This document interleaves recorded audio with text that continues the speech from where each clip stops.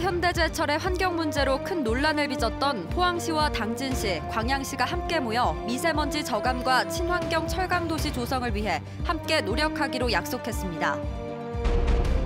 포항 지진으로 충격을 받은 주민들의 심리를 치유할 트라우마 센터가 문을 열었는데 명상치유와 음악, 미술치료 등 다양한 프로그램이 운영됩니다.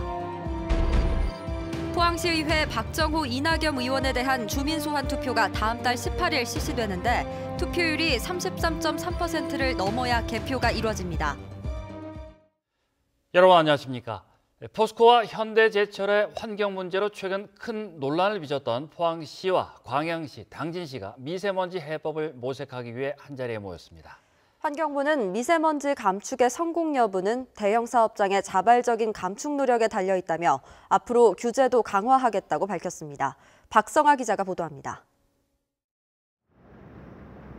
포스코와 현대제철은 올 한해 브리더를 통한 대기오염 물질 무단 배출로 조업정지 행정처분을 받는 등 큰 논란을 빚었습니다. 환경부 조사 결과 지난해 대기오염 물질 배출 사업장 가운데 현대제철 당진 공장이 2만 3천여 톤으로 가장 많고 포스코 광양제철소가 1만 9천여 톤으로 3위, 포스코 포항제철소가 1만 7천여 톤으로 4위로 나타났습니다. 시민들의 건강권에 직접적인 영향을 미치는 제철소 미세먼지가 화두로 떠오르면서 포항과 광양, 당진시는 협약을 통해 제철소 환경 관련 정보를 공유하고 친환경 철강도시 만들기를 위해 공동 대응하기로 약속했습니다. 환경부도 미세먼지 감축의 성공은 포스코와 현대제철 등 사업자에게 달려 있으며 드론 등 첨단 장비를 이용해 사업장 감시도 앞으로 강화하겠다고 밝혔습니다. 미세먼지 대응의 성패는 사업장에 달려 있다 해도 과언이 아닐 겁니다. 대형 사업장은 보다 책임의식을 갖고 자발적인 감축 노력을 강화해 주시길 부탁드리고 환경포럼에서는 전문가들이 주요 오염 원인 철강업체에 대한 환경조사를 강화하고 지자체의 상황에 맞게 환경 관련 조례를 제정해 미세먼지 배출량을 철저히 규제해야 한다고 밝혔습니다. 특히 미세먼지 감축을 위해서는 산업계의 경제 논리보다는 시민들의 건강권을 우선시하는 산업계의 인식 전환이 시급하다고 밝혔습니다.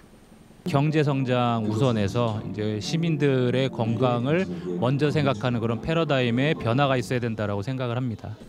이번 협약으로 포항과 당진, 광양 등 철강 산업 도시 3곳이 지속 가능한 친환경 도시로 거듭날 수 있을지 기대를 모으고 있습니다. MBC 뉴스 박성아입니다. 경북 지역 출생아 수가 계속 줄고 있습니다.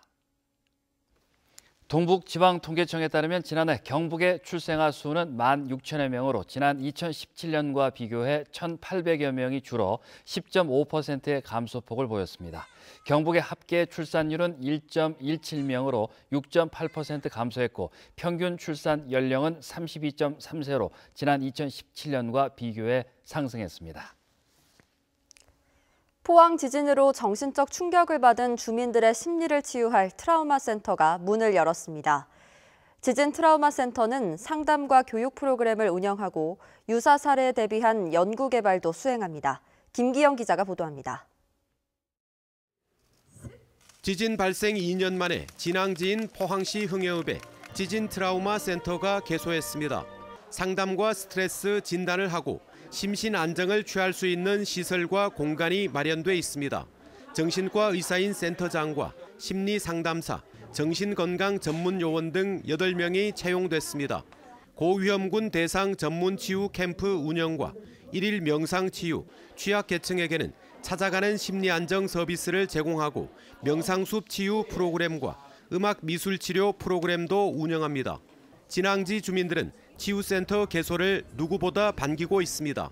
또 정신과 선생님들도 같이 협조해가지고 같이 좀 이래 많이 좀 흥해 언니들 좀 도와줬으면 그게 최고 좋습니다. 지진 발생 후 8,000명을 상담한 센터장은 2년 만에 포항에 와보고 깜짝 놀랐습니다. 지열 발전 안전성 논란과 여진이 이어지면서 외상 후 스트레스가 의외로 해소되지 않았기 때문입니다. 심지어 9.11 테러조차도 한 1년 정도가 지나면 90%가 자연 치유된다고 돼 있는데 이 포항은 그런 어떤 이것이 지속적인 어떤 자극이 가는 그런 상황이 있기 때문에 이번 트라우마 센터는 올해 정부 추경에 의한 임시시설이고 특별법이 제정되면 종합적인 정신건강 관리를 위한 국가시설이 새로 마련됩니다. 지진 관련 트라우마 치유센터는 전국에 가장 최초이기 때문에 동해안의 전문기관으로 거듭날 것으로 확신합니다. 포항 시민 80%는 정신적 피해에 시달리고 있고 42%는 외상 후 스트레스성 장애가 있다고 응답한 지난해 11월 포스텍 융합문명연구원의 조사처럼 지진에 따른 정신적 상처는 현재 진행형입니다. MBC 뉴스 김기영입니다. 독도 소방구조 헬기 추락사고 실종자의 것으로 추정되는 옷이 발견됐습니다. 범정부 현장수습지원단에 따르면 해군 광양함 무인잠 수정 등을 활용해 수중 수색을 한 결과 오늘 새벽 사고 헬기 동체가 발견된 곳에서 789m 떨어진 지점에서 실종자 배혁 구조대원이 입었던 것으로 추정되는 바지를 발견했습니다. 바지 주머니에는 휴대전화와 장갑, 휴대용 랜턴, 보조 배터리, 나이프 등이 있었습니다. 지난달 31일 7명이 탄 중앙 119 구조본부 소속 헬기 한 대가 독도 인근에서 추락한 뒤 시신 4구를 수습했지만 김종필 기장과 배혁 구조대원, 선원 1명의 생사는 아직 확인되지 않고 있습니다. 포항시의회 박정호, 이낙연 의원에 대한 주민소환 투표가 다음 달 18일 실시됩니다. 대구 경북 지역에서 처음으로 주민소환 투표가 실시되면서 지역 정치권에 어떤 영향을 미칠지 결과에 관심이 쏠리고 있습니다. 박상원 기자입니다. 자유한국당 소속 박정호, 이낙연 포항시 의원을 대상으로 한 주민소환 투표가 다음 달 18일로 결정됐습니다. 시 의원은 투표 결과가 나올 때까지 의원 직무가 정지됩니다. 주민소환 대상자인 포항시 의원 2명과 주민소환 청구인 대표자 등은 27일부터 다음 달 17일까지 투표운동이 가능합니다. 사전투표는 12월 13, 14일이며 몸이 불편해 거동할 수 없는 유권자 등의 거소투표 신고서는 다음 달 1일 오후 6시까지 포항시 남구청이나 오천읍 사무소로 도착해야 합니다. 이번 주민소환 투표는 생활 폐기물 소각시설 가동에 따른 논란에서 시작됐으며 오천 SRF 반대 어머니회는 지난 9월 30일 주민소환 투표를 청구하기 위한 서명부를 선관위에 제출했습니다. 무엇보다 개표 기준인 투표율 33.3%가 관건입니다. 투표권자 총수의 3분의 1 이상이 투표해야 개표하며 유효투표 총수 과반수의 찬성으로 주민소환이 확정됩니다. 우리나라에서 지금까지 8건의 주민소환 투표를 실시했는데 이 중 2건이 개표까지 진행됐습니다. 주민소환을 통해 불명예 퇴진하는 첫 지역 의원이 될지 여부는 이제 주민들의 선택에 달렸습니다. 2007년 주민소환 제도가 시행된 지 12년 만에 포항에서는 처음으로 투표가 시행돼 그 어느 때보다 관심이 집중되고 있습니다. MBC 뉴스 박성환입니다. 울진군은 당초 내년부터 시행할 예정이었던 소상공인 풍수해 보험 지원 사업을 지난 25일부터 조기 시행했다고 밝혔습니다.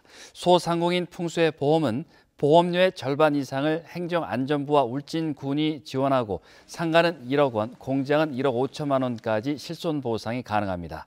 울진군은 태풍 미탁으로 소상공인들의 피해가 컸지만 재난지원금 지원 대상에서 제외돼 복구에 어려움을 겪었다며 풍수해 보험에 적극적으로 가입해 줄 것을 당부했습니다. 경주시는 태풍 미탁으로 피해를 입은 동군과 월지 석축보강공사와 준설공사를 다음 달 말까지 실시하며 이 기간 관람료는 무료로 운영합니다. 특히 지난 2012년 이후 7년 만에 월지에 대한 대대적인 준설을 통해 장기간 침전돼 있던 토사를 제거하고 고여있는 체류수를 순환시키는 등 수질도 근본적으로 개선할 예정입니다. 경북도의회가 내년 예산안 심사에 들어간 가운데 농수산위원회가 농업 예산이 줄어든 것에 대한 항의 표시로 예산안을 원안 통과시켰습니다. 도의회 자료를 보면 내년 도 전체 예산은 11.4% 늘어나는 데 비해 농축산 유통국 예산은 0.04%만 늘어 전체 예산 가운데 농축산 예산이 차지하는 비중은 올해 10.97%에서 내년 9.52%로 줄어들게 됩니다. 반면 해양수산국 예산은 지난해보다 67% 늘어난 1,481억 원으로 상임위 예산 심사를 통과했습니다. 내일 경북 동해안에는 비나 눈이 내리겠습니다. 바람이 강하게 불면서 쌀쌀하겠고 울릉도와 독도, 동해 전 해상에는 특보가 내려졌습니다. 안수진 기상캐스터입니다. 이번 주 내내 우중충한 날씨가 지속되고 있는데요. 내일은 비 소식이 있습니다. 경북 동해안으로는 밤까지 5에서 30mm의 비가 예상되고요. 울진과 울릉도, 독도로는 첫눈을 보실 수도 있겠습니다. 비가 내리면서 춥겠습니다. 아침 기온은 오늘과 비슷하게 출발하겠지만 낮 기온이 10도 아래에 머물면서 오늘보다 기온이 3에서 4도가량 낮겠습니다. 바람도 강하게 불겠습니다. 오늘 낮부터 울릉도와 독도에는 강풍주의보가 내려졌고요. 내일이면 동해 전해상으로도 풍랑특보가 발효되겠습니다. 자세한 내일 날씨 알아보겠습니다. 내일 온종일 비가 내리겠습니다. 아침 기온 3도에서 8도, 낮 기온은 8도에서 10도입니다. 울릉도와 독도에는 새벽까지 비나 눈이 오다가 이후에는 흐린 하늘만 보이겠습니다. 아침 기온 울릉도 3도, 독도 5도, 낮 기온은 울릉도 4도, 독도 6도입니다. 동해상으로도 밤까지 비나 눈이 내리는 가운데 바다의 물결 동해 중부해상에서 최고 4m, 동해 남부해상에서 최고 5m까지 높게 일겠습니다. 금요일에는 맑은 하늘을 되찾았다가 일요일에는 다시 한 차례 비 소식이 들어 있습니다. 날씨였습니다. 대구지방검찰청 포항지청과 법무부 법사랑위원 포항지역연합회는 다문화 가정을 대상으로 주거환경 개선 사업 봉사활동을 펼쳤습니다. 사회 구성원으로 살아갈 수 있는 여건 조성과 다양성의 가치가 존중되는 사회를 만들고자 추진됐으며 연이름에 필리핀 부인과 배우자 가족을 선정해 낡고 오래된 빌라의 창틀과 전기 배선, 벽면 보수 등 400만 원 상당의 보수 공사를 실시했습니다. 경주시는 지난 1월에 착공한 구황교 배반 내거리 구간 확장 공사를 완료해 오늘 개통했습니다.